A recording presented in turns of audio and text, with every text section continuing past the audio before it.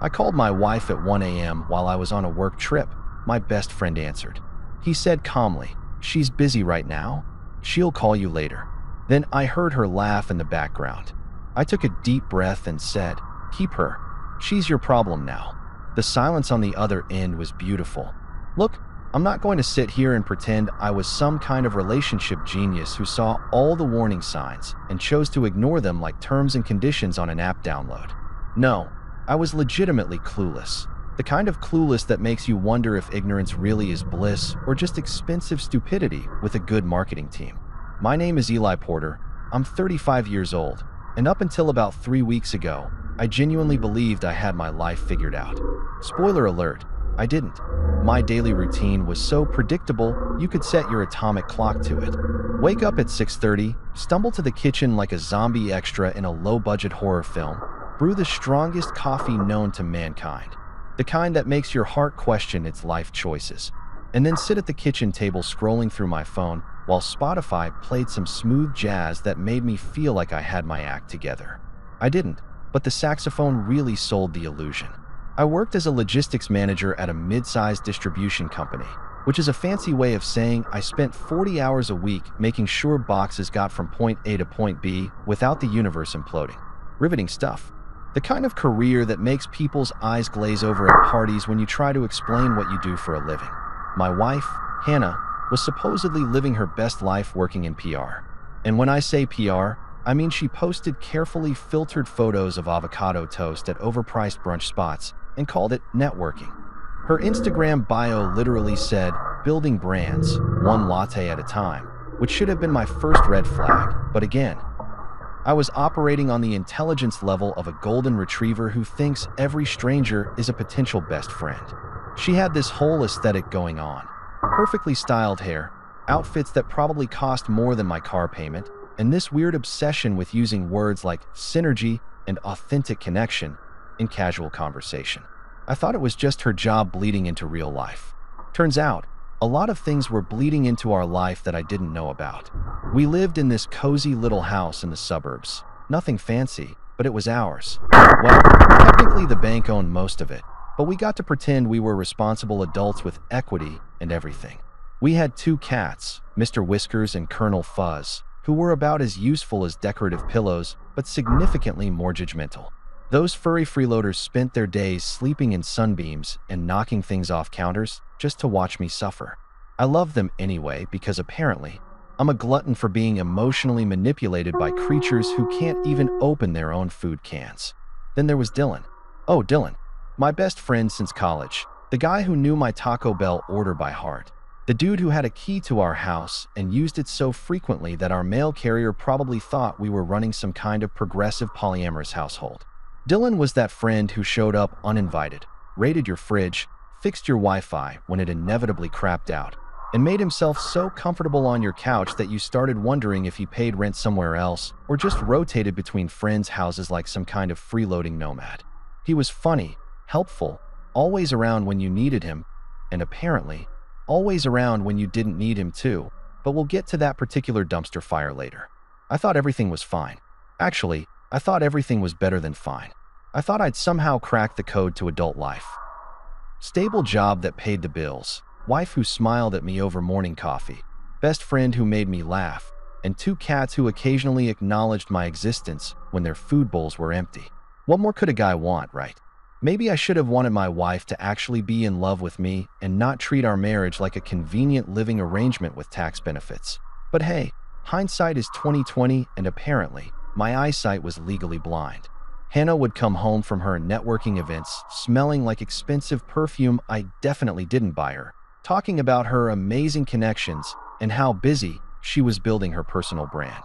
I'd nod along like a supportive husband, heat up leftovers, and ask about her day. She'd give me these vague answers about meetings and clients and strategy sessions, and I'd just accept it all because I was operating under the dangerous assumption that my wife wasn't a lying, cheating, selfish tornado of betrayal wrapped in designer athleisure wear. Dylan would come over for game night about 3 times a week. We'd sit in the living room, controllers in hand, talking trash while Hannah supposedly worked late or attended another one of her mysterious book club meetings. And here's the thing that really gets me. She hasn't finished reading an actual book since 2014. I'm talking about a woman who bought a Kindle, used it twice to read celebrity gossip blogs, and then turned it into a glorified coaster. But suddenly she's in a book club that meets every Thursday evening and sometimes Saturdays too. The math wasn't mathing, but I was too busy being a trusting idiot to pull out a calculator. Looking back now with the crystal clear vision of someone who's been metaphorically punched in the face by reality, I can see all the signs I missed. The way Hannah's laugh sounded different around Dylan. Lighter, more genuine, like she was actually enjoying herself instead of tolerating my presence. The inside jokes that I wasn't inside of. The way she'd volunteered Dylan to help with random household projects that I was perfectly capable of handling myself. Oh, Eli, you're so busy with work. Let's just ask Dylan to fix the leaky faucet. Yeah, turns out he was fixing more than the plumbing, but I'm getting ahead of myself. I paid the bills on time, kept the fridge stocked, took out the trash without being asked, and genuinely tried to be a decent husband. I thought that's what you did in a marriage. You showed up, you tried, you built a life together. Domestic perfection, or at least that's what I kept telling myself every time I ignored that weird feeling in my gut that something was off. That feeling that most people call intuition, but I called paranoia and shoved down with denial and rationalization. But here's the beautiful thing about being spectacularly wrong about your entire life. Eventually, the truth doesn't just knock politely on your door, it kicks that door down, sets your couch on fire, and leaves you standing in the wreckage wondering how you missed all the smoke alarms going off for months. Chicago in October is about as pleasant as a wet sock, cold, gray, and vaguely depressing in a way that makes you question your life choices. I was there for a logistics conference, which is exactly as exciting as it sounds. Picture a hotel ballroom filled with middle-aged men in wrinkled business casual attire, discussing supply chain optimization over stale coffee and sad croissants that had the texture of cardboard. I'd sat through 8 hours of PowerPoint presentations that could have been emails, shaken hands with people whose names I immediately forgot, and collected enough branded pens to supply a small school district. This was my life. This was what I'd worked toward. Living the dream, baby. The hotel they'd stuck me in was one of those generic business establishments that all look exactly the same. Beige walls, abstract art that looked like someone sneezed paint onto a canvas, and a lobby that smelled like industrial cleaning solution mixed with broken dreams. My room was on the 14th floor, overlooking a parking lot because apparently, the universe has a sense of humor and it's not a good one. The bed was decent though, I'll give them that. Those crisp white sheets that make you feel fancy even though you're just a regular dude from the suburbs who still gets excited about free continental breakfast.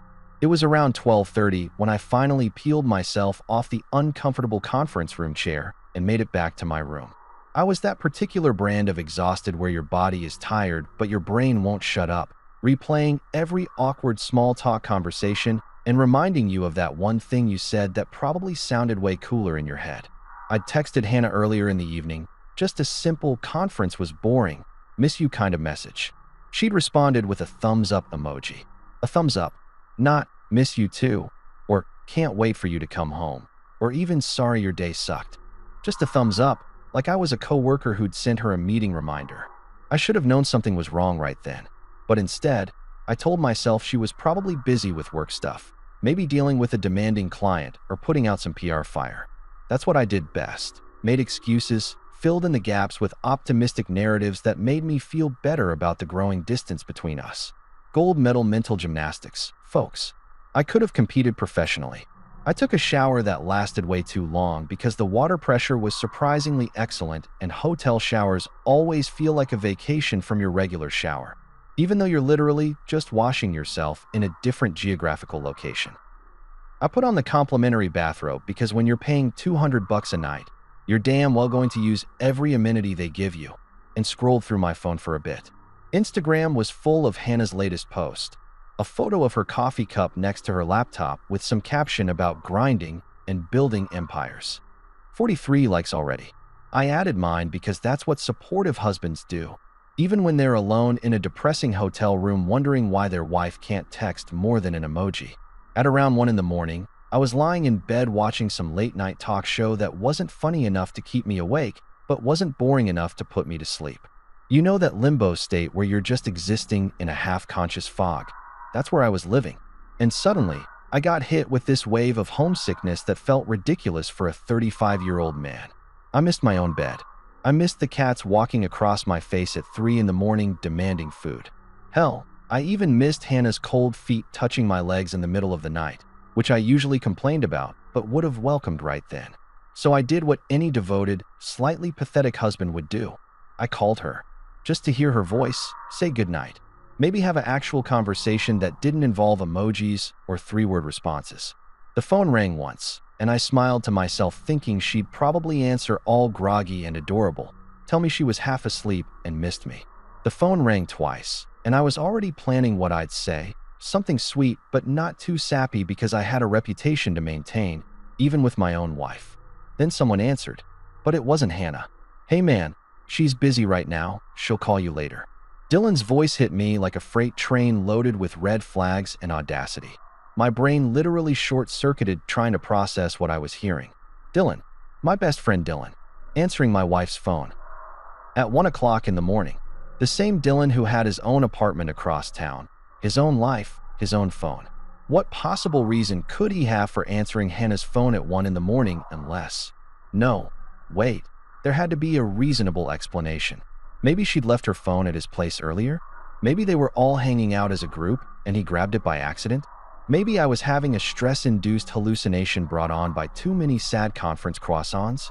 Dylan, I managed to choke out, my voice sounding weird and distant like it was coming from someone else's body. My heart was doing this thing where it felt like it was trying to escape through my ribcage.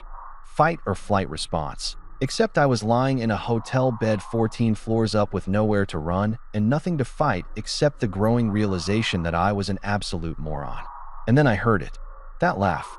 Hannah's laugh, unmistakable and crystal clear in the background. Not just any laugh either. It was that genuine, carefree, actually amused laugh that I used to hear back when we first started dating.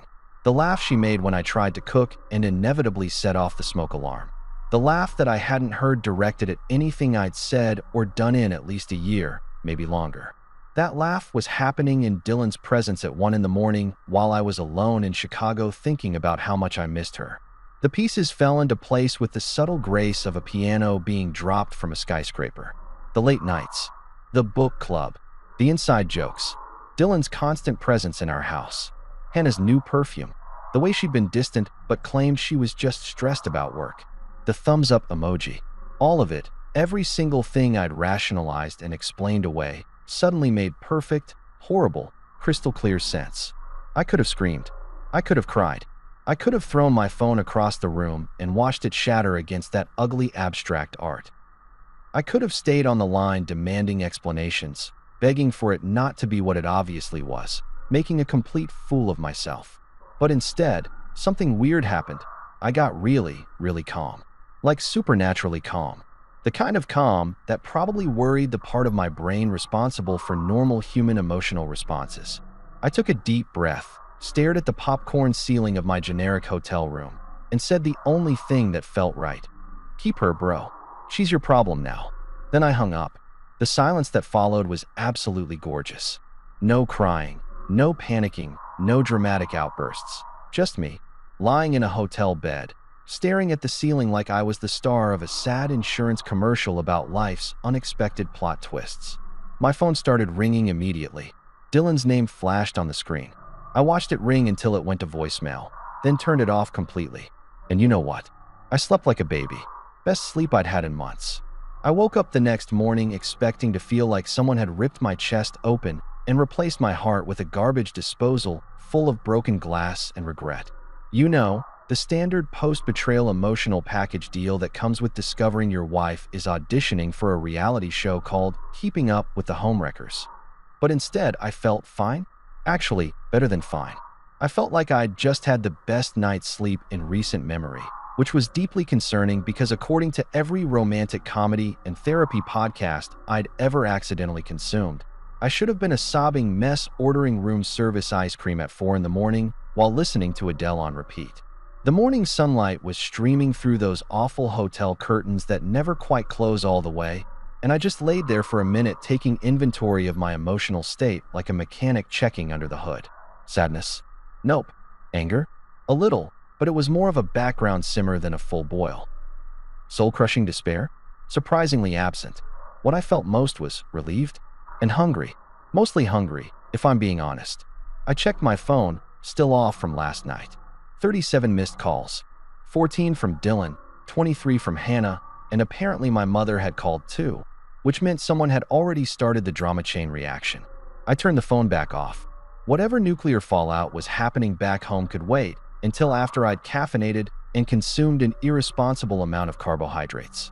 The hotel breakfast buffet was calling my name like a siren song, except instead of luring sailors to their doom, it was luring a recently cuckolded logistics manager to processed meats and questionable scrambled eggs. I got dressed in yesterday's conference outfit because I'd packed like an optimistic idiot who thought he'd be returning home to a loving wife instead of a Greek tragedy written by someone with a sick sense of humor. My reflection in the bathroom mirror looked surprisingly normal.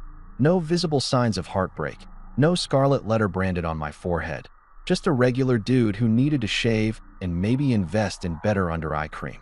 The elevator ride down to the lobby felt weirdly significant, like I was descending into my new life as a single man, or at least a man whose marriage had the structural integrity of a house of cards in a wind tunnel. There was an elderly couple in the elevator with me, holding hands and smiling at each other with that comfortable affection that comes from decades of not betraying each other with mutual friends. I wanted to tell them congratulations on clearing that apparently very difficult bar, but instead I just nodded politely and stared at the floor numbers lighting up.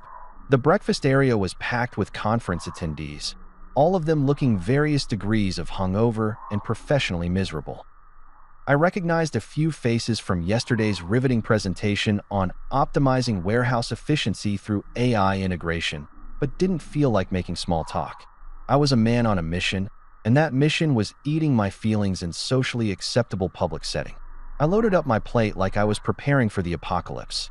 Scrambled eggs, bacon, extra bacon, because if your wife is cheating on you with your best friend, you deserve all the bacon, sausage links, hash browns, a waffle that I drowned in syrup, and a cinnamon roll the size of my head.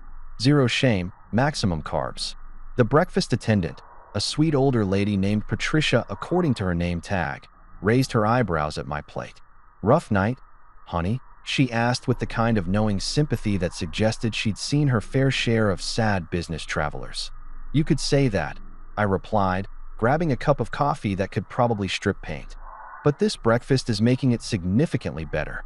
That's the spirit, Patricia said, patting my shoulder like she was my honorary grandmother. Whatever's bothering you, bacon makes everything better.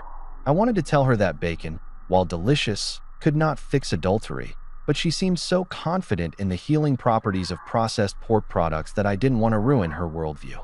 So I just smiled, thanked her, and found a table in the corner where I could eat in peace and contemplate the smoking ruins of my marriage. The bacon was actually pretty decent for hotel food.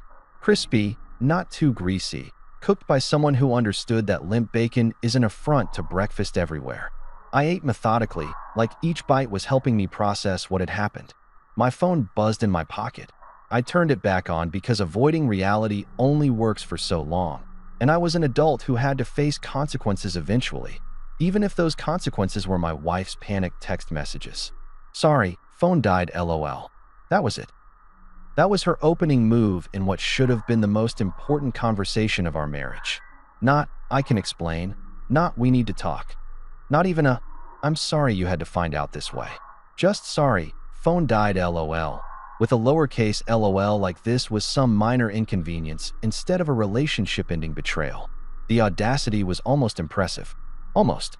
I stared at that message for a solid minute, watching the three dots appear and disappear as she typed and deleted, probably trying to figure out how to spin this situation into something that didn't make her look like the villain in her own romantic disaster movie.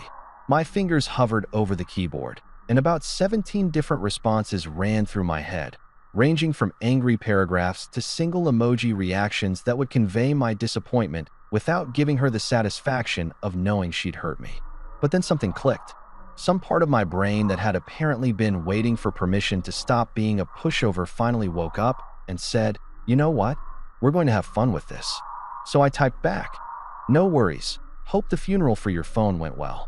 Short, simple, sarcastic enough to let her know that I knew, but not desperate enough to give her ammunition. I hit send and immediately felt better, like I'd just won the first round of a game I didn't know I was playing. Her response came back almost immediately. "What? Then, Eli, can we talk?" Then, "I know you're upset, but let me explain." Then, "It's not what you think." The messages kept coming, each one more desperate than the last, and I just sat there eating my bacon and watching her digital panic with the detached interest of someone observing a train wreck from a safe distance. My coffee was getting cold, but the Schadenfreude was piping hot and freshly brewed. That's when I realized something important. I wasn't going to scream or beg. I wasn't going to show up at home demanding explanations or fighting for a marriage that she'd already set on fire and roasted marshmallows over. Nope, I was going to be strategic about this. Cold, calculated, and absolutely petty in the most satisfying way possible.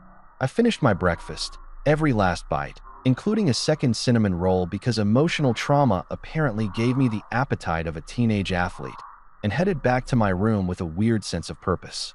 This wasn't going to be one of those messy divorces where people threw plates and screamed in lawyers' offices. This was going to be a masterclass in controlled demolition.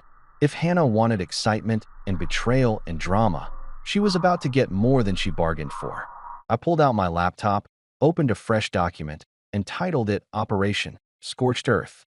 Then I reconsidered and changed it to Strategic Life Reorganization, because even in my spite, I was still a logistics manager who appreciated professional terminology. Time to turn this heartbreak into a strategy meeting with snacks. I returned home from Chicago on a Thursday afternoon, which felt appropriately anticlimactic for someone whose entire life had just been revealed as an elaborate joke at his expense. The flight back was uneventful except for the middle-aged guy next to me who insisted on telling me about his timeshare in Scottsdale for 45 minutes straight.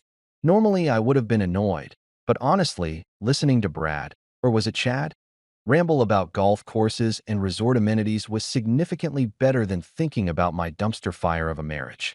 Sometimes the universe gives you small mercies in the form of boring strangers with terrible investment advice. Hannah was at work when I got home, which was perfect because it gave me time to do what any rational person would do in my situation: turn into a discount detective with a vendetta and a lot of free time. I'm talking full investigative mode, the kind of behavior that would probably concern my therapist if I had one, which I definitely needed to get after this whole ordeal was over. But first, evidence. I needed cold, hard, undeniable proof that I wasn't losing my mind, that the midnight phone call wasn't some weird fever dream induced by bad conference food. I dropped my suitcase in the bedroom and immediately started looking around our house with fresh eyes. The eyes of someone who'd been played for a fool and was determined to figure out exactly how long the circus had been in town. The cats greeted me with their usual indifference, rubbing against my legs only because they probably assumed I'd come home with food. Mr. Whiskers jumped on the counter, knocking over a coffee mug that thankfully was empty. Colonel Fuzz just stared at me from the couch with those judgmental yellow eyes that seemed to say, "We knew the whole time, idiot." Yeah, rub it in," I muttered to the cat, who yawned in response. I started in the obvious place, Hannah's home office, which was really just a corner of our second bedroom that she'd claimed with a desk from IKEA and a corkboard covered in motivational quotes about boss babes and crushing goals. The desk was surprisingly organized for someone whose life was a chaotic mess of lies and betrayal. I felt a little guilty going through her stuff, but then I remembered Dylan answering her phone at 1 in the morning, and the guilt evaporated faster than my trust in humanity. Her planner was sitting right there, pink and leather-bound with gold edges, the kind of overpriced organizational tool that costs $40 and makes you feel like you have your life together even when you absolutely don't. I flipped it open, scanning through her color-coded schedule. Green for work meetings, blue for personal appointments, pink for, oh, would you look at that, book club in pink, every Thursday evening for the past 4 months. Sometimes Saturdays too. I pulled out my phone and started taking pictures of the pages, building my case like I was preparing for the trial of the century. But here's where it got interesting. I cross-referenced her book club schedule with her Instagram posts because if there's one thing Hannah couldn't resist, it was documenting every moment of her life for public consumption. And wouldn't you know it, on several of those Thursday book club nights, she'd posted photos from locations that were definitely not book clubs unless book clubs had started meeting at sports bars and movie theaters. One photo showed her with a craft beer and the caption, "Needed this after a long week," time-stamped at 8:30 on a Thursday. Another showed her at what looked like someone's backyard, a fire pit in the background, tagged with Dylan and 3 other people I vaguely recognized from his social circle. The pieces were coming together like the world's most depressing jigsaw puzzle. I moved on to the receipts, because apparently I'd decided to embrace every cliché of the suspicious spouse playbook. Hannah kept a folder of receipts for tax purposes. She was weirdly meticulous about that kind of thing, probably the only area of her life where she actually gave a damn about organization and honesty. I started going through them, month by month, and oh boy, did I hit the jackpot of incriminating evidence. Dinner for 2 at Marco's, that fancy Italian place downtown, $78 on a Wednesday night when I was working late.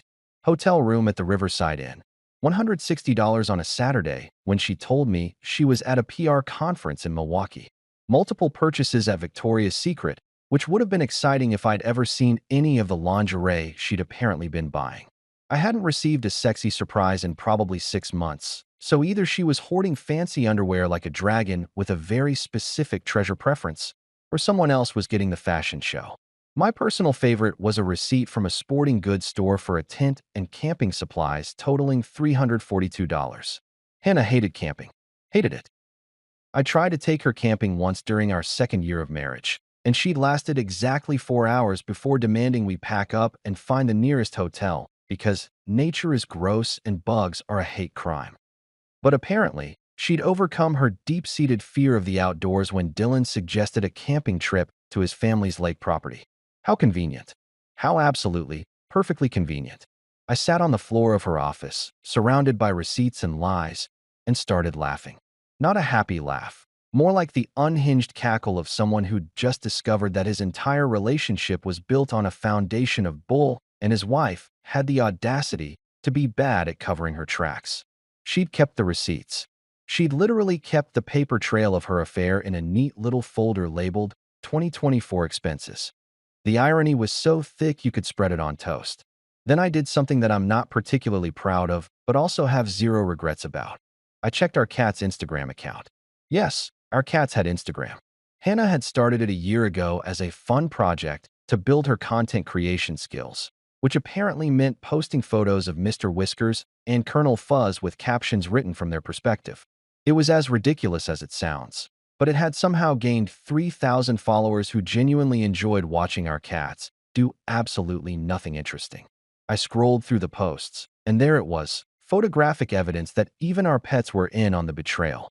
2 posts from the past month showed the cats at Dylan's apartment. One caption read, "Mr. Whiskers visiting Uncle Dylan's bachelor pad. Hashtag catsoff Instagram, hashtag catlife, hashtag adventure time." Uncle Dylan. Uncle Dylan. Like he was part of the family. Like he hadn't been systematically destroying said family from the inside, like some kind of friendship termite. The location tags confirmed it. Dylan's address, which I knew because I'd helped him move into that apartment 2 years ago, carried his couch up 3 flights of stairs like a good friend, even bought him a housewarming gift basket from Trader Joe's with all the fancy cheeses he liked.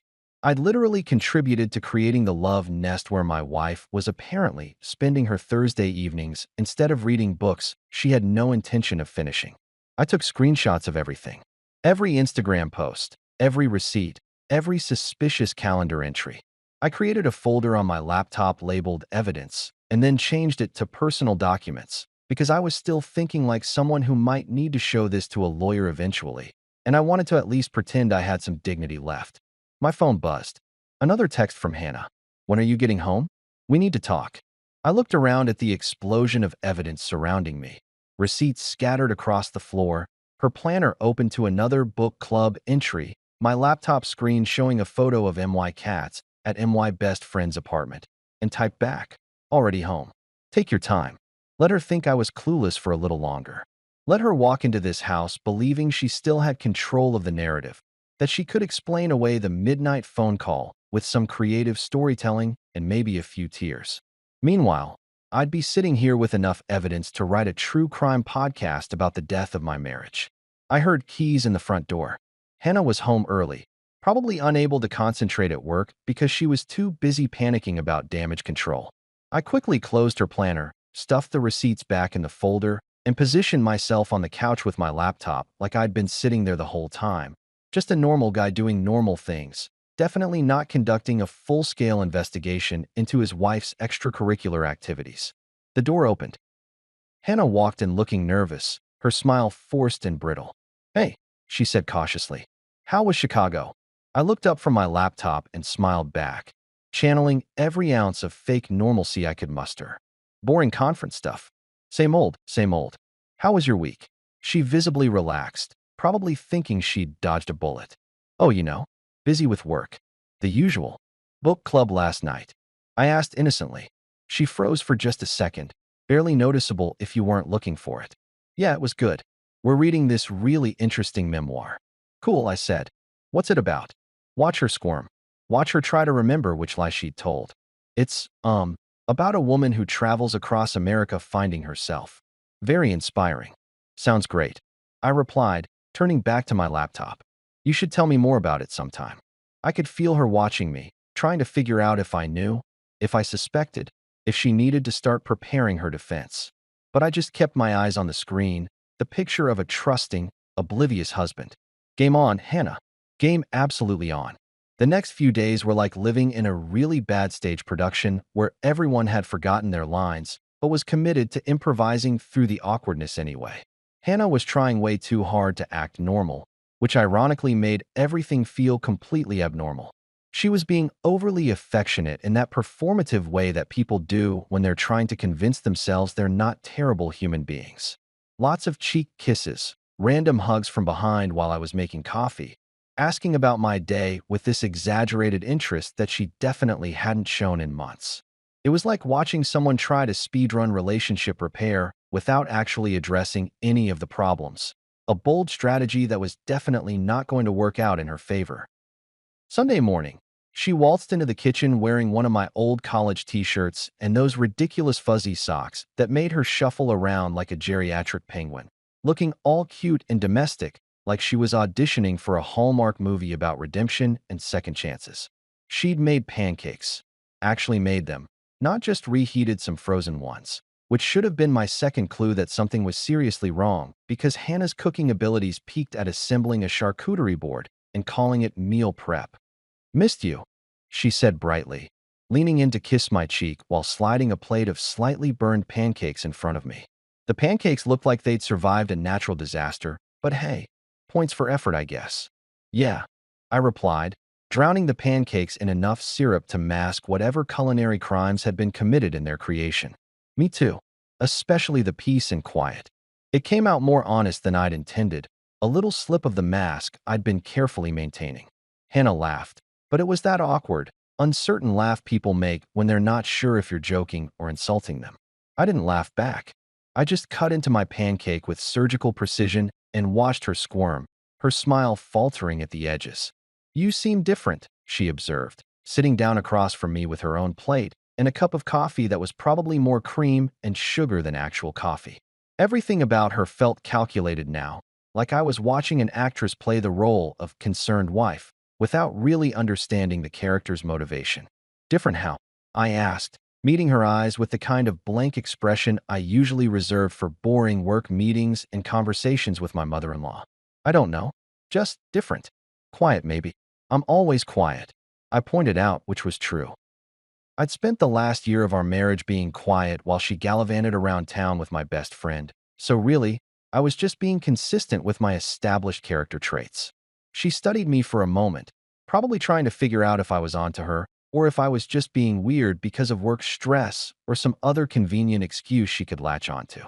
I gave her nothing, just ate my terrible pancakes and scrolled through my phone like a regular Sunday morning, like my entire world hadn't been revealed as an elaborate scam. The rest of the day continued in this bizarre alternate reality where Hannah was trying to be the perfect wife and I was playing the role of oblivious husband who definitely didn't have a folder on his laptop titled Evidence, with enough material to destroy her reputation faster than you can say home-wrecking hypocrite. She suggested we watch a movie together, something we hadn't done in months, and curled up next to me on the couch like old times. I could smell her perfume, that expensive stuff that definitely wasn't purchased with the intention of impressing me, and I had to resist the urge to get up and leave the room. Instead, I put my arm around her shoulders because I was committed to this performance, to letting her believe everything was fine while I quietly assembled my masterpiece of consequences behind the scenes. She relaxed into me, probably thinking she'd successfully swept the whole midnight phone call incident under the rug, that her vague "phone died" excuse had been sufficient to close that particular chapter of awkwardness. Dylan texted me that evening. "Hey man, you good? Haven't heard from you." The absolute audacity. The sheer nerve of this guy to send me a casual "you good?" text like he hadn't answered my wife's phone at 1 in the morning, like he wasn't actively participating in the destruction of a decade-long friendship and my marriage. I stared at that text for a solid 5 minutes, my thumb hovering over the keyboard, 17 different responses fighting for dominance in my brain. I went with, "All good bro, been busy with work stuff." Short, normal, giving him absolutely nothing to work with. Let him wonder. Let him stress about whether I knew, whether Hannah had told me some sanitized version of events, whether their little secret was still safe. The psychological warfare was honestly more satisfying than any angry confrontation would have been. Hannah was unpacking her work bag in the bedroom, and I watched her from the doorway like I was observing a really interesting documentary about people who make terrible life choices. She pulled out her laptop, her planner, a half-empty water bottle, and what looked like a new scarf. Designer. Expensive, definitely not purchased by me. She folded it carefully and placed it in her drawer, humming some pop song under her breath. "That's pretty," I commented, nodding at the scarf. "New." She tensed for a microsecond. "Oh yeah? Got it on sale last week. Such a good deal." Lie. I could see the price tag still attached inside the fold. $128, no sale sticker in sight. She was lying about a scarf. A scarf. Like she was paying per syllable for her fabrications and wanted to maximize her investment in dishonesty. "Nice," I said. "Looks expensive even for a sale. Sometimes you just have to treat yourself, you know?" She smiled at me, and I smiled back. This was my life now, smiling through conversations where every word was potentially loaded with subtext, where I had to analyze whether she was talking about the scarf or justifying her entire affair with some retail therapy metaphor. Honestly, if I made it through this without developing trust issues that would require years of therapy, it would be a miracle. That night, after Hannah had fallen asleep, she always slept like the dead, one of those people who could sleep through a marching band practicing in the bedroom. I pulled out my laptop and opened a new document. The blank page stared back at me, cursor blinking with anticipation, waiting for me to make my first move in what was about to become the most elaborate, petty, satisfying plan I'd ever constructed. This wasn't going to be revenge exactly. Revenge implied acting out of pure emotion, doing something rash and stupid that would make me look like the villain. No, this was going to be something much more sophisticated. This was going to be poetic accounting, a careful balancing of the scales where every action had an equal and opposite reaction, where consequences lined up like dominoes just waiting for someone to tip the first one. I titled the document Project Phoenix because I'm dramatic and also because I like the idea of something new rising from the ashes of my burned marriage. Plus, it sounded way better than how I'm going to systematically dismantle my wife's affair while maintaining plausible deniability. I started making lists. Bullet points of information I had, resources I could access, connections I could leverage. Dylan worked in real estate, same general industry as me, but different company. We'd collaborated on a few deals, shared client referrals, even discussed partnering on an investment property once upon a time when I thought he was actually my friend and not a backstabbing opportunist with the moral compass of a corrupt politician. That's when it hit me. I had access, not to anything illegal or dramatic, just information. Public records, professional connections, industry knowledge that could be used in creative ways. Dylan had been bragging for months about this big lake cabin purchase he'd made, some investment property that he was planning to flip or rent out, or whatever real estate bros do with their toys. He'd show me the listing, asked my opinion on the property value, even joked about how we should all go up there for a weekend trip. Yeah, that weekend trip invitation had a whole different context now. I pulled up the county property records website, all public information, perfectly legal to access, and searched for Dylan's name. There it was, one lake cabin, purchased 6 months ago for $280,000. I started digging deeper, looking at the transaction details, the mortgage information, the property tax status. And wouldn't you know it, there were some interesting discrepancies in the paperwork. Nothing major, just little things that someone with a keen eye and a professional background in logistics and legal documentation might notice. Things that, if brought to the attention of the right people, could cause some uncomfortable questions to be asked. I wasn't going to do anything illegal. I wasn't going to forge documents or make false reports or engage in any behavior that would compromise my own integrity. But I was absolutely going to make sure that every single loose thread in Dylan's professional life got pulled, every corner that he'd cut got examined, every little mistake got magnified. If Hannah wanted excitement, if she wanted drama and passion and whatever else she thought she was getting from this affair, she was about to get a fireworks display of consequences that would make the 4th of July look like a sparkler. I saved the document, closed my laptop, and looked over at my sleeping wife. She looked peaceful, completely unaware of the storm that was brewing. Part of me, a very small, rapidly shrinking part, felt bad about what I was planning. But then I remembered Dylan's voice answering her phone, her laugh in the background, the stack of receipts documenting months of lies, and that small part of me shut up real quick. Tomorrow I'd start making calls. Casual, friendly calls to mutual acquaintances. Just checking in, networking, maybe mentioning a few interesting observations about property transactions and professional ethics. Nothing direct, nothing traceable back to me. Just planting seeds and watching them grow. Game on, Hannah. Game absolutely on. Monday morning rolled around with all the enthusiasm of a DMV appointment, and I showed up to work with my game face on and a travel mug full of coffee that could probably power a small spacecraft. The office was its usual hive of mediocre productivity, people shuffling between cubicles, the printer jamming for the 3rd time that week, someone microwaving fish in the break room like a certified psychopath. Normal, boring, exactly what I needed while my personal life resembled a telenovela written by someone who hated happy endings. My office was nothing fancy, just a glorified box with a desk, a computer that took 5 minutes to boot up, and a window that overlooked the parking lot where I could watch people's will to live slowly drain away as they arrived for another day of corporate existence. I had photos on my desk, one of Hannah and me from our wedding, both of us smiling like we'd just won the lottery instead of signing up for what would eventually become a masterclass in betrayal. I turned that photo face down. Baby steps toward my new reality. Renee Martinez knocked on my door frame around 10, holding 2 cups of coffee and wearing that expression she always had, the one that said she knew something was up and was deciding whether to be concerned or amused. Renee was our firm's legal assistant, though calling her just an assistant was like calling a Swiss Army knife just a blade. She handled contracts, liaised with lawyers, knew more about real estate law than most of the agents, and had this uncanny ability to smell drama from 3 floors away.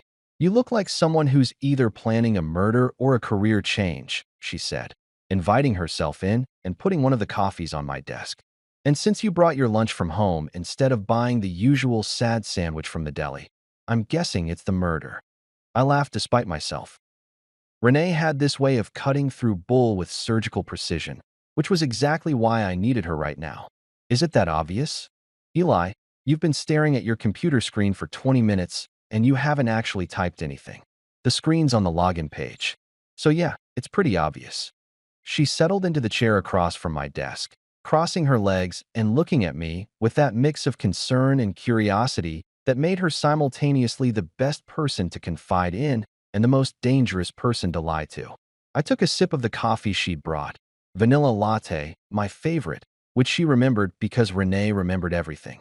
"Hypothetically," I started, because even in my spite-fueled state, I was still cautious enough to frame things carefully. If someone discovered that their spouse was, let's say, romantically involved with a mutual friend. "Oh, we're doing hypotheticals? Fun. I love hypotheticals." Renee leaned forward, clearly invested now. "Go on." And this mutual friend happened to work in a related industry, had made some potentially questionable business decisions, maybe cut a few corners on paperwork that could be scrutinized more carefully.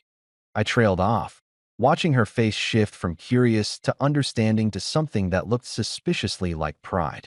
"Are we talking about Dylan?" she asked bluntly, because subtlety was not Renee's strong suit, and honestly, I appreciated that about her. "How did you?" "Eli, I've seen the way he looks at Hannah at company events. Also, he has the subtlety of a car alarm at 3 in the morning. I've been waiting for you to figure it out for like 6 months." She sipped her coffee, completely unfazed by the bombshell she'd just dropped.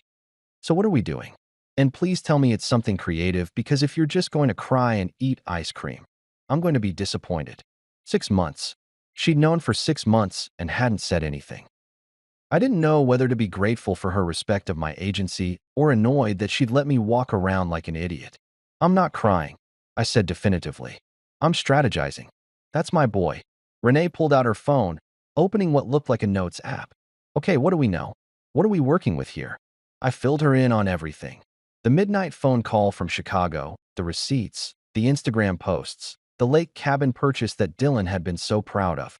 Renee listened with the focus of a prosecutor building a case, occasionally making notes, asking clarifying questions, nodding at certain details like she was mentally cataloging ammunition. "So here's my question," she said when I'd finished. "What's the endgame? Are we looking for scorched earth, or are we thinking more strategic dismantling? What's the difference? Scorched earth is loud, messy, satisfying in the short term, but potentially damaging to you in the long run. Strategic dismantling is surgical. You take apart the pieces methodically, everything looks like natural consequences, and you come out looking like the innocent party who definitely didn't orchestrate anything." She raised an eyebrow. "I'm guessing you're a strategic dismantling kind of guy?" "I am now." I pulled up the property records I'd found on Dylan's cabin. "Look at this.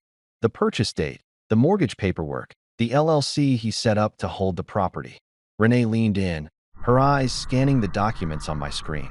After a minute, she let out a low whistle. "Oh, Dylan, you sloppy idiot. This LLC registration is a mess.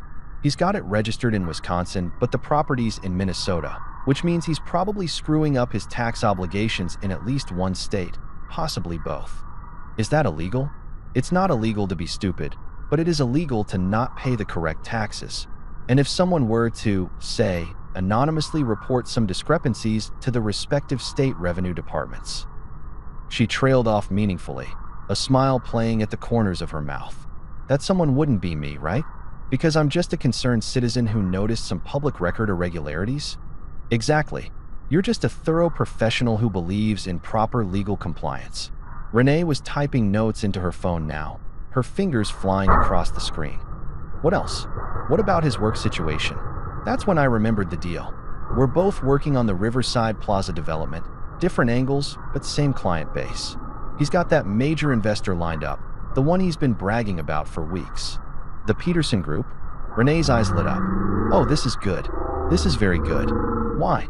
"Because I happen to know that the Peterson Group is extremely particular about who they do business with. They have this whole ethics clause in their contracts, background checks, the works. They dropped a developer last year because he had some unpaid parking tickets, and they considered it a pattern of disregarding legal obligations." She was grinning now, and it was slightly terrifying how much she was enjoying this. If someone were to bring certain property irregularities to their attention, they might reconsider their investment. I finished. They might reconsider their entire relationship with anyone associated with those irregularities. Renee looked at me with something like respect. "Eli Porter, you sneaky logistics nerd. I'm impressed. I haven't done anything yet. But you're going to." It wasn't a question. "So what's my role in this hypothetical scenario?" I hesitated, because getting Renee involved meant potentially dragging her into something that could get complicated. "I can't ask you to." "Oh, shut up. You're not asking. I'm volunteering." Hannah's been insufferable at the last 3 company functions, posting those obnoxious Instagram stories about building her empire, while her actual job is writing press releases about office furniture. And Dylan, she made a disgusted sound. "He borrowed my stapler 6 months ago and never returned it. I take stapler theft very seriously. This is about a stapler. This is about justice. The stapler is just a bonus. Renee stood up.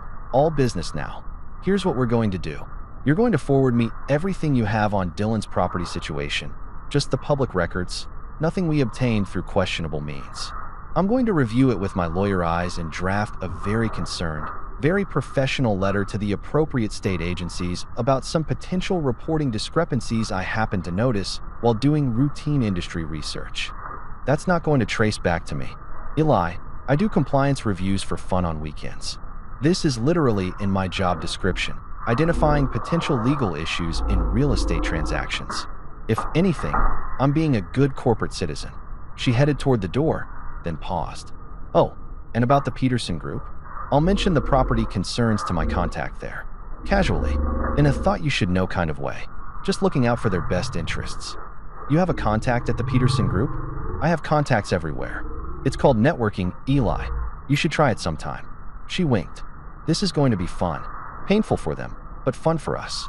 After Renee left, I sat at my desk feeling like I'd just recruited a co-conspirator who was way more qualified for this than I was. My phone buzzed, a text from Hannah asking if I wanted to grab dinner together tonight. Maybe that type place I liked. She was really trying to sell this everything is normal narrative, and part of me was curious how long she could maintain the charade. I texted back, sounds good. 7 p.m. Let her think she was winning.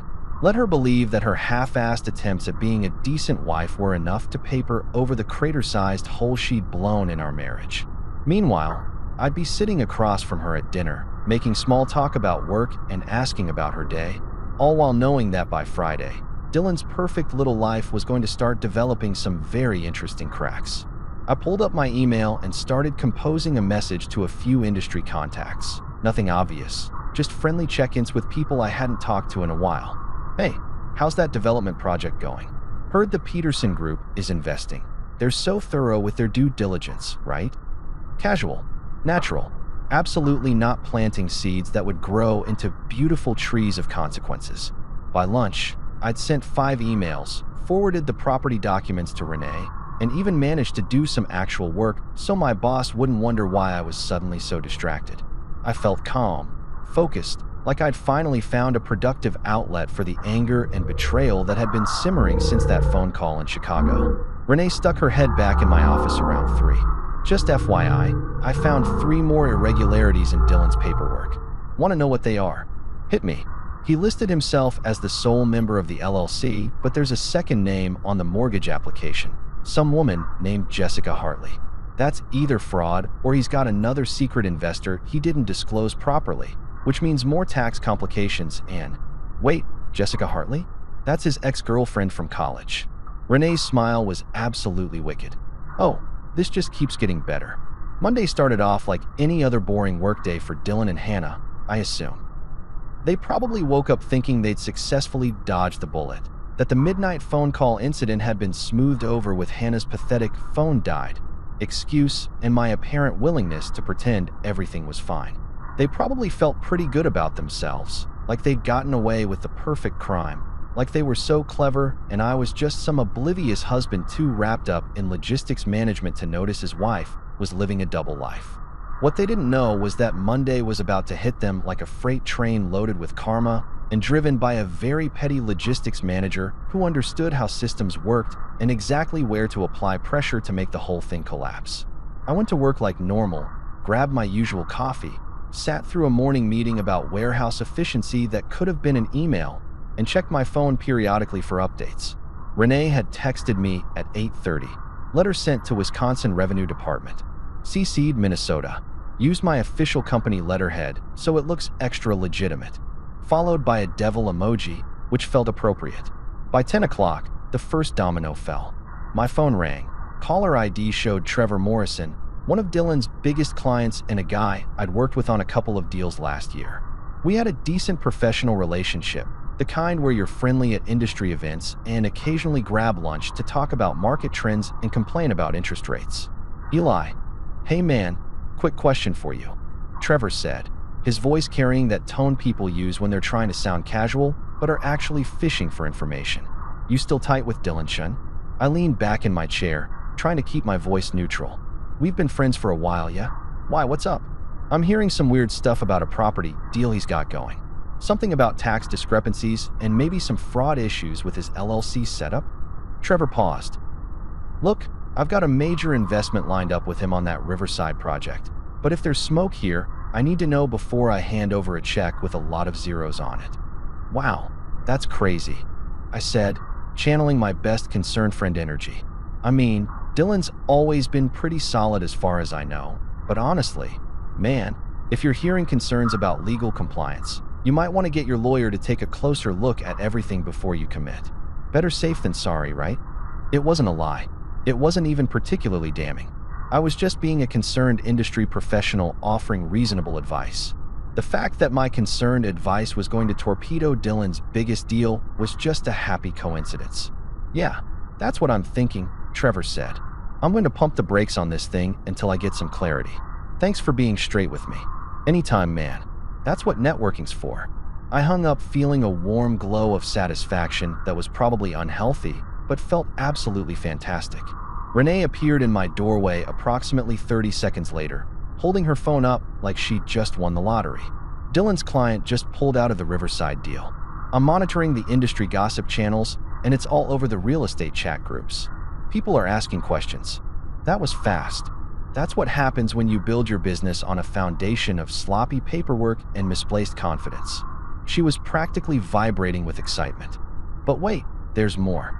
Remember how I said I'd casually mentioned some concerns to my contact at the Peterson Group? Yeah, they're launching a full background check on Dylan. Standard procedure when red flags pop up, but it means they're going to find every single mistake he's ever made, every corner he's cut, every form he filled out wrong. Renee sat down, crossing her legs and looking entirely too pleased with herself. I'd estimate he's got about 72 hours before they pull their investment too. You're terrifyingly efficient at this. I know. It's one of my best qualities. She checked her phone again. Oh, and here's the fun part. Hannah's company is starting to ask questions too. That caught my attention. What kind of questions? Well, when I was doing my deep dive on Dylan's business dealings, I noticed he's been listed as a consultant on some marketing materials that Hannah's PR firm produced, which would be fine, except he's not officially on their payroll, and there's some language in there that suggests he had access to client strategy documents. Renee looked up at me with a grin that could only be described as diabolical. That's a conflict of interest violation at minimum, possibly a breach of confidentiality agreements.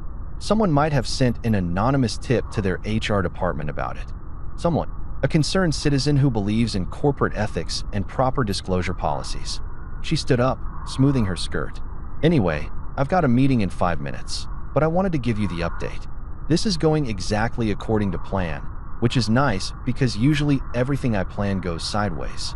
After she left, I tried to focus on actual work, but it was impossible. I kept checking my phone, waiting for the fallout. Around 1 o'clock, Dylan texted me. Dude, weird question, but have you heard anything about issues with my cabin property? Some client just bailed on me citing legal concerns, and I have no idea what he's talking about. I stared at that text for a full minute, savoring the panic I could practically feel radiating through the screen. He was confused. He was worried. He had no idea that the dominoes were already falling and there was nothing he could do to stop them. I typed back. That's weird, man. No idea. Maybe just client cold feet? People get nervous about big investments. Playing dumb was so much more satisfying than I'd expected. Every casual, unhelpful response was like twisting the knife just a little bit more, and the best part was that I wasn't even lying. I genuinely didn't know what specific concerns Trevor had mentioned to him. I just pointed Trevor in the right direction and let him draw his own conclusions. By 3 o'clock, the office rumor mill was churning at full capacity. I overheard 2 coworkers talking by the coffee machine about how Dylan Shun was having some kind of professional crisis, how multiple clients were backing out, how there were whispers about investigations and compliance issues. The story was taking on a life of its own, growing and mutating with each retelling, and I hadn't even had to do anything except plant the initial seeds and let human nature take care of the rest. Hannah texted me around 4. Can we talk tonight? Something came up at work. My heart rate kicked up a notch. Here it comes. The moment when her carefully constructed facade started developing cracks. Sure. Everything okay? I replied, Because I was a supportive husband who definitely didn't know that his wife's entire life was currently imploding in slow motion. Just some HR stuff. Probably nothing, but kind of stressful. Probably nothing. She was still trying to minimize it, still thinking she could control the narrative. I almost felt bad for her. Almost. I got home before she did, which gave me time to feed the cats and pour myself a beer. I'd earned it. Mr. Whiskers rubbed against my legs, probably hoping for extra food, and I scratched behind his ears. "Your mom's about to have a very bad day," I told him. He meowed in response, which I chose to interpret as approval. Henna came through the door at 6:30 looking like she'd been through a war. Her makeup was smudged, she'd definitely been crying, and her hair was falling out of its usually perfect style. She dropped her bag on the floor and just stood there in the entryway, staring at nothing. "Hey," I said carefully, walking over with a glass of water. "What happened?" She took the water but didn't drink it. "They're investigating Dylan. Someone leaked documents to HR claiming he had access to confidential client files through me. They're saying it's a conflict of interest, that I might have violated my employment agreement." Her voice cracked. "I could lose my job, Eli. They put me on administrative leave pending the investigation." I made what I hoped was an appropriately shocked face. "Wow, that's crazy. Who would do that?" She looked at me then, really looked at me, and I could see the wheels turning in her head. Suspicion was creeping in around the edges of her panic. "I don't know. It's all happening so fast. Dylan lost a major client today too. Some issue with his property investments. It's like everything's falling apart at once." "That's awful," I said, managing to sound sympathetic. "What are the odds, right? Everything hitting at the same time like that." "Yeah," she said slowly, still watching me. "What are the odds?" We stood there in uncomfortable silence, her clearly trying to figure out if I was involved somehow, me carefully maintaining my expression of concerned innocence. The cats wandered between us, completely oblivious to the psychological warfare happening in their presence. "You wouldn't." She started, then stopped. "Wouldn't what?" "Nothing. Never mind." She rubbed her eyes, smearing her mascara even more. "I need to shower. Can we order takeout? I can't deal with cooking." "Sure. Thai food." She nodded and disappeared upstairs. I heard the bathroom door close, then the sound of the shower running. I pulled out my phone and texted Renee. "Phase 1 complete. She's spiraling." The response came back immediately. "Beautiful. Phase 2 launches tomorrow. The Peterson group meeting is at 9. I ordered the Thai food, extra spring rolls because Spite made me hungry, and settled onto the couch. Dylan texted again. "Why are you doing this, man?" So he'd figured it out. Took him long enough. I contemplated my response, considering about 15 different sarcastic options before settling on something simple and devastating. Because therapy was expensive, his response came fast. "You're destroying my career over a misunderstanding." A misunderstanding. He was calling it a misunderstanding. Like I'd accidentally overheard him ordering pizza instead of answering my wife's phone at 1 in the morning. The audacity was almost impressive. I didn't respond. Silence was louder than anything I could say. Hannah came downstairs 20 minutes later, looking slightly more human, but still defeated. We ate our Thai food in near silence, her pushing noodles around her plate, and occasionally sighing dramatically like she was the star of a tragedy instead of the person who'd written the script for this disaster. "Do you think I'll be okay?" she asked quietly. I looked at her across the table. This woman I'd been married to for 6 years, who I'd trusted completely, who'd thrown it all away for excitement and validation and whatever else Dylan had offered that I apparently hadn't. "Honestly," I said, "I have no idea, but I'm sure you'll figure it out. You're good at adapting." It wasn't comforting. It wasn't mean either. It was just true, and somehow that felt perfect. The next 2 weeks were like watching a slow-motion car crash, except I was the one who'd carefully loosened all the bolts and removed the brake fluid, and honestly, I had the best seat in the house. Hannah's administrative leave turned into a full-blown investigation that had her company's legal team crawling through every project she'd worked on for the past year. Dylan lost not just the Peterson Group investment, but 3 other clients who suddenly got very concerned about due diligence and ethical partnerships. It was beautiful, in that schadenfreude kind of way that probably made me a terrible person, but felt absolutely justified given the circumstances. I'd started eating again, like actually eating, not just mechanically consuming food to stay alive. My appetite came roaring back with a vengeance, and I found myself cooking actual meals, trying new recipes, even enjoying the process of chopping vegetables and measuring spices. Henna barely ate anything, mostly just picked at whatever I made and stared into space like she was a character in one of those pretentious art films where nothing happens for 2 hours and everyone pretends it's deep. "You seem happy," she observed one evening, watching me season a chicken breast with the kind of focus usually reserved for defusing bombs. Her tone was accusatory, like my refusal to be miserable was somehow a personal attack. "I found this great recipe on YouTube," I replied cheerfully, completely dodging the implication. "It's got lemon and garlic and this herb mixture that's supposed to be amazing. You want some?" "I'm not hungry." "Suit yourself. More for me." I hummed while I cooked, and I could feel her glaring at the back of my head. The cats had picked up on the shift in household dynamics and had started following me around instead of her, which was its own special kind of poetic justice. Even Colonel Fuzz, who'd always been Hannah's favorite, now spent most of his time lounging in my office while I worked from home. Dylan's professional collapse accelerated faster than I'd anticipated. Renee kept me updated with regular texts that read like a soap opera recap. Peterson Group officially pulled out, issued a statement about incompatible business practices, one message said. Another, Wisconsin Revenue Department opened an official investigation into his LLC. This is better than Netflix. The real estate community was small and gossipy, and once word got out that Dylan Shun was under investigation for potential tax fraud and had lost multiple major clients, other people started backing away like he was radioactive. Nobody wanted to be associated with someone who might drag them down too. It was the professional equivalent of being voted off the island, except the island was his entire career and the voting was unanimous. I ran into Marcus Donnelly at a coffee shop on Thursday morning. Marcus was another real estate developer who'd worked with Dylan on a few projects. He spotted me in line and made a beeline over, clearly looking for information. "Eli, man, what's the deal with Dylan?" Marcus asked, lowering his voice like we were discussing state secrets instead of the professional implosion of a mutual acquaintance. "I heard he's under investigation. Something about property fraud." I sipped my coffee slowly, taking my time to respond. "You know, Marcus, I'm not totally clear on all the details. Sounds like there were some issues with how he structured his property holdings.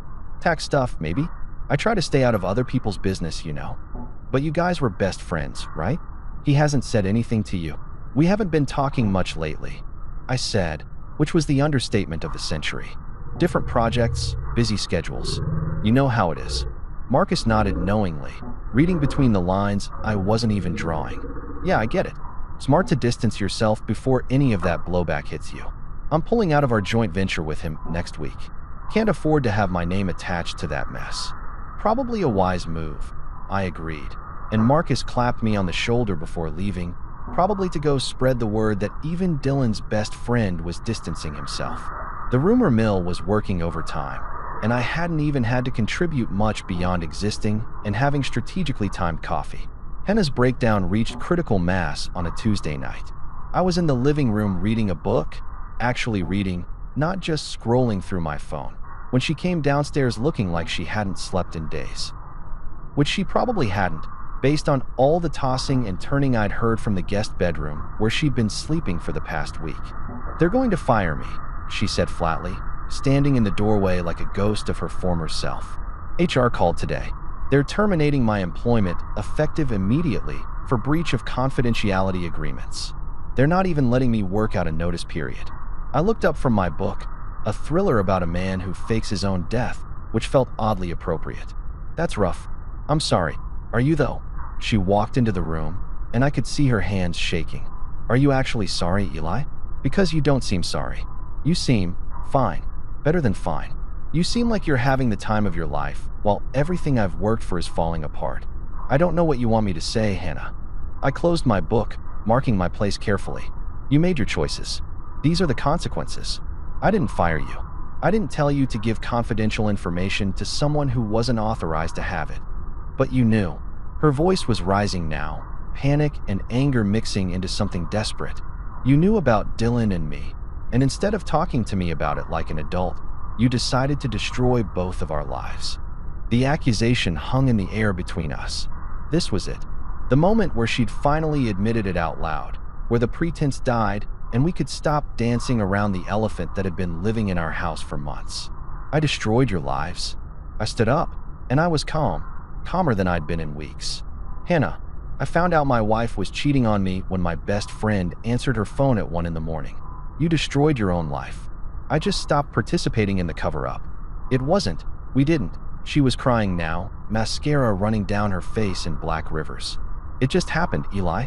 We didn't plan it. You were always working, always distracted, and Dylan was just there, and he listened, and you decided that was a good enough reason to blow up our marriage? I felt my voice getting harder, colder. You want to blame me for working? For paying our mortgage and our bills, and trying to build a stable life? Fine, blame me. But own your part in this, Hannah. You made a choice. Multiple choices. Every time you lied. Every time you snuck around. Every time you looked me in the face and pretended everything was fine. Those were choices. She collapsed onto the couch, sobbing into her hands. Part of me, a very small, rapidly disappearing part, wanted to comfort her. But the rest of me remembered every lie, every receipt, every late night she'd claimed was book club, and that small part got voted down by a landslide. Dylan lost his job, she said through her tears. They fired him today. Said his legal issues made him a liability. He's losing the cabin too. Can't make the mortgage payments without his income, and the investigation means no bank will work with him. Wow, I said, and I meant it. Renee hadn't even told me about Dylan losing his job yet. That's unfortunate. Unfortunate. Hannah looked up at me with red, swollen eyes. Eli, his life is ruined. My life is ruined. We've lost everything because you couldn't forgive one mistake. One mistake. I laughed, and it wasn't a nice laugh. Hannah, you had an affair for months. Months. That's not one mistake. That's a series of deliberate decisions. And forgiveness? You want forgiveness? You never even apologized. You just expected me to pretend nothing happened while you continued living your double life. I'm apologizing now, she said desperately. I'm sorry, Eli. I'm so sorry. I made terrible choices and I hurt you, and I understand if you hate me. But please stop whatever you're doing. Call off the investigation. Tell whoever you told to back off. Dylan doesn't deserve this. I don't deserve this. I sat back down, but not next to her.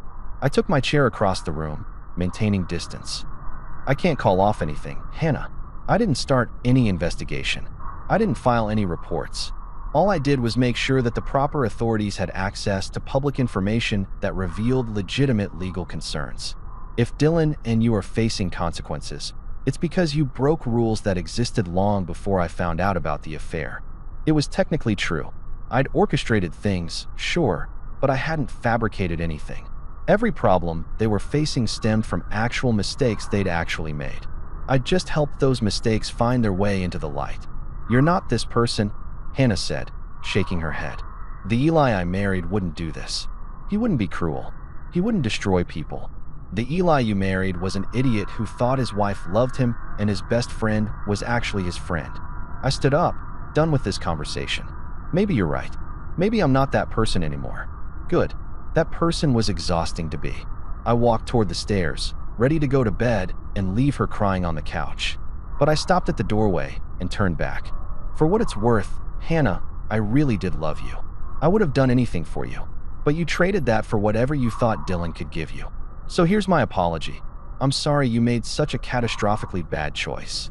I'm sorry you valued excitement over loyalty. And I'm especially sorry that you're just now realizing what you lost.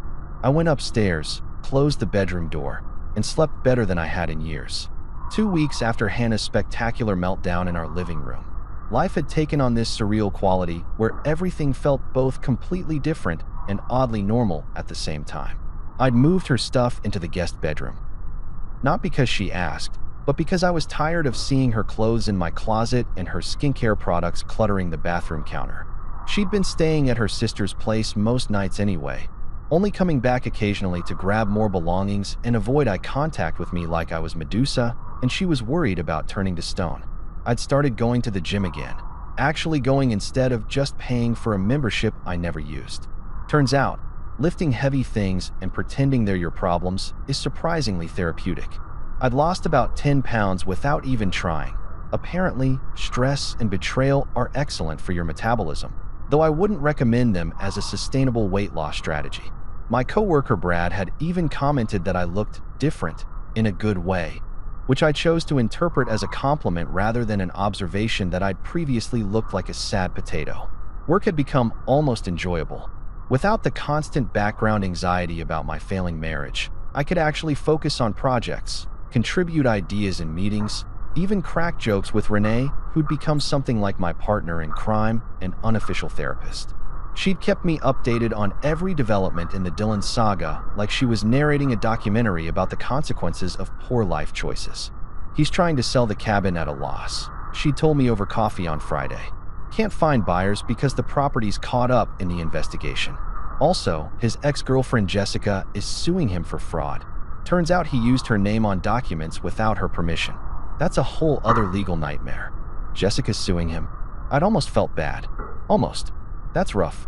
That's karma, Renee had corrected, stirring her latte with the tiny stick like she was mixing a potion. You reap what you sow, and Dylan apparently planted a field of terrible decisions and is now harvesting the world's worst crop. I'd gained my appetite back with a vengeance. Food tasted better, colors seemed brighter, and I'd started listening to music that wasn't sad jazz about lost love and regret. I downloaded some upbeat indie rock, some hip-hop with aggressive beats that made me feel like I was the protagonist in a movie about reinvention. Even the cats seemed happier, Mr. Whiskers had stopped knocking things off counters as frequently, and Colonel Fuzz had started bringing me his toy mouse as a peace offering or tribute or whatever cats do when they decide you're worthy of their attention. Sunday evening, I was making myself dinner. Nothing fancy, just some pasta with homemade sauce because I discovered that cooking was actually fun when you weren't doing it out of obligation when my phone buzzed. Unknown number. I almost didn't answer, but curiosity got the better of me. Eli? It's Dylan. I stood there in my kitchen, wooden spoon in hand, tomato sauce simmering on the stove, and tried to process the absolute audacity of this man calling me like we were still friends who could just chat about the weather and sports scores. Dylan, I said neutrally, giving him absolutely nothing to work with. Look, man, I know things are complicated right now, but I need to talk to you. Can we meet up? Get a beer? Talk this through like adults? His voice had that desperate edge to it, like a salesman trying to close a deal he knows is already dead. I don't think that's a good idea, I replied, stirring my sauce with perhaps more aggression than was strictly necessary. 5 minutes. Just give me 5 minutes to explain. He was pleading now, and I realized with a strange sense of detachment that I felt nothing. No anger, no satisfaction, just nothing. He'd become irrelevant, a character from a previous chapter of my life that I'd already closed and shelved. There's nothing to explain, Dylan. You made your choices. I made mine. We're done here. I hung up before he could respond, blocked his number, and went back to my pasta. The sauce was perfect, rich, flavorful, exactly the right consistency. I plated it with some fresh Parmesan and basil, poured myself a glass of red wine that I'd been saving for a special occasion, and decided that celebrating my complete indifference to my ex-best friend's desperation counted as special enough. I was halfway through my meal, watching some crime documentary about art forgers, when there was a knock at the door. 3 sharp raps, urgent and insistent. The cat's ears perked up, Colonel Fuzz letting out a low growl that suggested even he knew this wasn't going to be a pleasant interaction. I looked through the peephole, and there she was, Hannah, standing on my doorstep at 8:30 on a Sunday night, looking like she'd been through several circles of hell and hadn't enjoyed any of them. Her hair was a mess, not the artfully tousled mess she usually cultivated for Instagram, but actual I haven't washed this in 3 days mess. She was wearing sweatpants and an old college hoodie, no makeup, eyes red and swollen from crying. She looked small, defeated, nothing like the confident PR professional who'd smiled at me over coffee just a month ago while secretly destroying our marriage. I debated not answering. I could just go back to my couch, finish my pasta, pretend I hadn't seen her. But something in me, maybe curiosity, maybe the need for closure, maybe just the desire to see this whole saga through to its conclusion, made me open the door. Hannah, I said, leaning against the doorframe and not inviting her in. I have nowhere else to go, she whispered, and her voice cracked on the last word. My sister kicked me out. Said she couldn't watch me self-destruct anymore. My parents won't return my calls. I have $600 in my bank account and no job prospects because everyone in the industry knows what happened. Dylan won't even talk to me anymore. He blames me for everything. Says I ruined his life by being careless with the documents. I didn't say anything. Just stood there, one hand on the door. Watching her fall apart on my doorstep like this was some kind of dramatic movie scene, except it was just sad and pathetic and real. Can I come in? Please? Just for tonight. I'll sleep on the couch. You won't even know I'm here. She stepped forward, reaching for my arm, and I stepped back, maintaining distance. No, I said simply. Eli, please. I'm begging you. I know I screwed up. I know I don't deserve your help, but I'm desperate. I have nowhere to go. It's getting cold at night, and I've been sleeping in my car and you have nowhere to go. I repeated slowly, like I was testing the words in my mouth. You feel abandoned, alone, like everyone you trusted has turned their back on you. She nodded eagerly, hope flickering in her eyes like maybe I was finally understanding, finally ready to be the hero who saved her from the consequences of her own actions. Perfect, I said, and my voice was calm, almost gentle. Now you know exactly how it feels to be replaced. Her face crumpled, fresh tears spilling down her cheeks. How can you be so cruel? This isn't you. The Eli I knew had compassion, had empathy. The Eli you knew was a doormat. I interrupted. He let people walk all over him because he thought being nice was the same as being good. He thought if he just worked hard enough, loved deeply enough, trusted completely enough, that would be sufficient. And you know what? That Eli died in a hotel room in Chicago when he realized his wife was cheating on him with his best friend. This Eli, I gestured to myself. This Eli has standards. I made a mistake. You made dozens of mistakes. Hundreds, probably, if we count every individual lie and betrayal. And now you want me to what? Feel sorry for you. Take you back? Pretend the last year of my life wasn't built on complete fiction. I shook my head. Hannah, you want forgiveness? That's above my pay grade. Try customer service. They're open 24/7. She was openly sobbing now, mascara-free tears streaming down her face.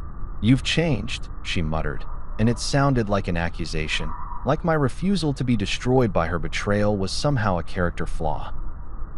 Turns out, when you're not spending all your emotional energy managing a failing marriage and pretending your best friend isn't stabbing you in the back, you have time to pursue things that actually matter.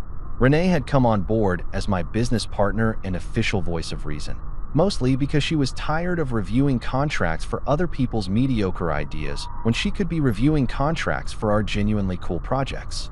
We'd converted an old warehouse in the South District into a community center with art spaces, a computer lab, and a small cafe that served decent coffee and employed local teenagers who needed job experience. It felt good, like actually genuinely good, to build something that helped people instead of just moving boxes from point A to point B. I'd started traveling on weekends, nothing crazy, just road trips to small towns with interesting architecture and good hiking trails. Turns out America is full of beautiful places when you're not too depressed to notice them.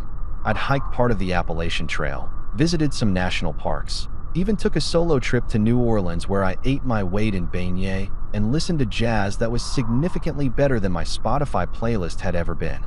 The best part? I'd adopted another cat. Justice was a 3-year-old black cat with one white paw and the attitude of a mob boss who'd seen some things. The shelter volunteer had warned me he was selective with his affection, which was code for this cat will judge you constantly and maybe love you if you're worthy. Perfect.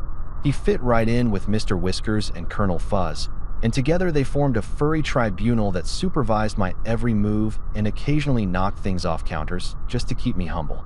One Tuesday afternoon, I was grabbing coffee at this place downtown, one of those independent shops that actually roasted their own beans and didn't spell your name wrong on purpose for social media engagement. I was waiting for my order, scrolling through project proposals on my phone, when I saw her. Hannah was sitting alone at a corner table, staring into a half-empty cup of coffee like it held answers to questions she was afraid to ask. She looked tired, not just physically tired, but that bone-deep exhaustion that comes from carrying regret around like a backpack full of bricks. She'd lost weight.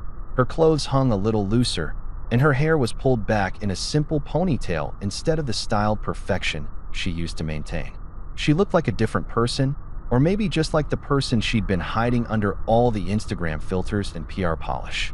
She looked up, saw me, and I watched about 17 different emotions flash across her face in the span of 2 seconds. Surprise, hope, fear, resignation. She stood up slowly, hesitantly, like she wasn't sure if approaching me would result in conversation or a restraining order. "Do you hate me?" she asked quietly when she reached me. I thought about it, really thought about it, searching for anger or bitterness or any of the negative emotions I'd carried around for months after Chicago. But they weren't there anymore. They'd been replaced by something better, indifference mixed with genuine contentment about my own life. I shook my head. Nah, hate requires effort. She looked like she wanted to say more, maybe apologize again, or ask about my life, or try to explain herself one more time. But I didn't wait around for it. The barista called my name. I grabbed my coffee, tipped generously because good coffee deserves recognition, and headed for the door. "Eli," she called after me, and I paused but didn't turn around. "I'm glad you're doing well." "Thanks," I said over my shoulder, and I meant it. Not because I cared about her approval, but because it was true. I was doing well, better than well, and her opinion on the matter was about as relevant as a weather forecast from last year. Outside, it started to rain, that soft, steady spring rain that washes everything clean without being dramatic about it. I didn't have an umbrella, didn't really care. I just walked to my car whistling some tune I'd heard on the radio, letting the rain hit my face and thinking about how different this moment was from that night in Chicago when my world had fallen apart in a generic hotel room. Some storms don't come to break you, I thought, unlocking my car and tossing my coffee in the cup holder. They come to rinse the stupidity off. I drove home to my cats, my business plans, my life that I'd built from the wreckage of betrayal and bad decisions that weren't even mine. And for the first time in years, I felt completely, genuinely, impossibly free.